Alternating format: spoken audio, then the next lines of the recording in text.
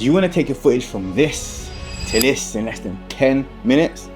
Well, if you do, welcome to Behind the Edit, a new series to kickstart the year where I'll do breakdowns for frequently answered questions like this, or just breakdowns on my own to make this whole editing process a lot easier for everyone. I need to know everything, who and the what and the where, I need everything.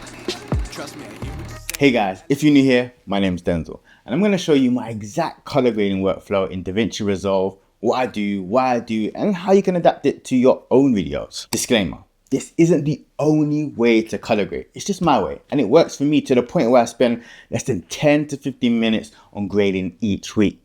So grab a chair, and let's see if I can save you some precious time with this breakdown. Alright, so here's the clip we're going to be working with. This is a typical YouTube talking headshot. Before we crack on, I want it to be very clear that this footage is exposed correctly in camera first, okay? So we won't be going into how to do that in this video, but if you are interested, I can always do a video on that in the future. So out of all the steps we're going to cover today, this initial one might be the most confusing if you're new to grading, but I don't want you to concern yourself too much with the technicalities of it. So I'm going to simplify it as best as I can. Ready? Let's go. All right. Step one is our node tree. See, I like to keep things very simple when it comes to my content, which is why I only use 6 nodes. You've probably seen those node trees which have 20, 30, or even 40 nodes, and those all have a place in filmmaking, but for my simple YouTube talking head videos, 6 is more than enough. And once we have our 6, we're gonna then quickly label them. It sounds obvious, but if you don't, you may waste time later on trying to figure out which node does what. Our labels are gonna be our WB, which stands for white balance, primaries, secondary, CST out, and LUT, which is optional. See, I film myself in S-Log3 all the time. So S-Log3 is a picture profile in my camera which captures the maximum dynamic range and color information.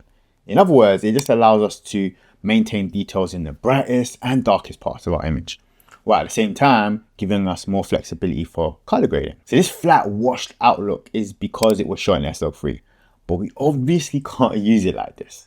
And that's where our CST in and out are gonna take place. First, our CST in. We use this to convert the color space into DaVinci wide gamut. This gives us access to more color data when we're grading. And that's the reason it's node number 1, so that node number 2, node number 3, and number 4 all have access to this wider color space. And all our CST out is doing is then converting it back into Rec 709, which is the standard color space for streaming platforms like YouTube, Instagram, most monitors, and TVs.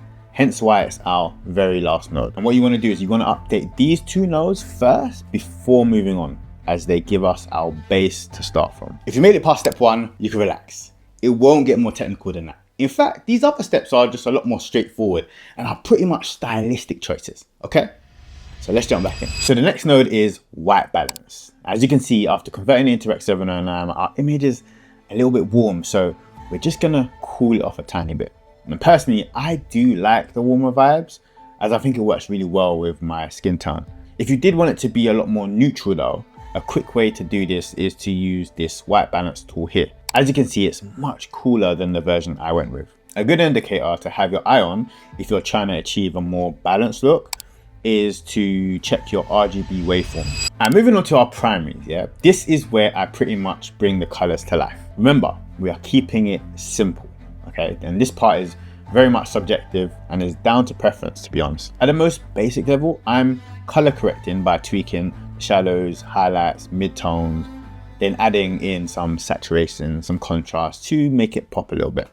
And the key is not to get too granular here, because we're not grading a feature film. If your image is exposed correctly in camera, this should be a very quick job. Then our secondaries. So once we're happy with our colors, I use the secondary node to do any masking.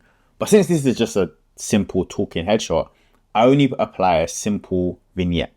And this helps to direct the viewer's attention to the center of the frame subconsciously. But in the past, I have got creative here and played around with like directional masks to add a bit more character and depth to the shots. Again, totally preference. Okay, so step 6 is basically adding our LUT, which is basically, in other words, a type of filter, which gives you a certain type of look and feel. So I'm gonna drop my LUT on here and reduce the intensity to around 60%. Sometimes LUTs can come a little bit too punchy, so I often reduce them. Again, this is just personal preference. So if we look back at where we started, and where we are now. It only took these 6 simple nodes to get here. We didn't waste time obsessing over every little detail. We focused on getting to a nice grade without overcomplicating things. There's one final step though, one that will save you an enormous amount of time. So let's quickly jump back in and I'm gonna show you. All right, to avoid having to go through this process for every video, you can save your current look either as a still or as a power grade. Now, if you save it as a power grade, it will be available to you in all your projects. And let me show you why this is huge for us creators. So if we grab a fresh video, right? Totally new project. Let's say it's our next YouTube video. And if we add in our raw clips, we can then head over to the color tab, head up to power grade and drag our previously saved node onto our new clip. Just like that, we now have a fully graded clip. Not just that, but the node tree we created is accessible to us as well, which means that any tweaks you want to make can be done. And why would you want to do that? Well, sometimes your lighting may not have been exactly the same as the previous time you filmed. Or maybe you didn't expose the shot in the same way, so you need to brighten up a little bit. So instead of starting from scratch, you only need to make the smallest of adjustments. Time saving, people. Time saving. Okay. Hopefully all of that was pretty easy to follow along with. I hope. I didn't want this to get super technical. I just wanted to show you how quickly we could take a raw clip and give it some life. For my talking head shots, I pretty much drag and drop the look I've created for each video at this point. And this is just great for keeping a consistent look in all my videos.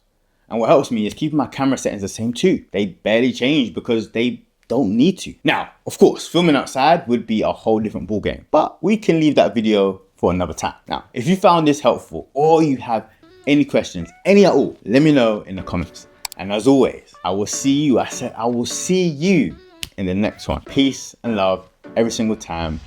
Dex.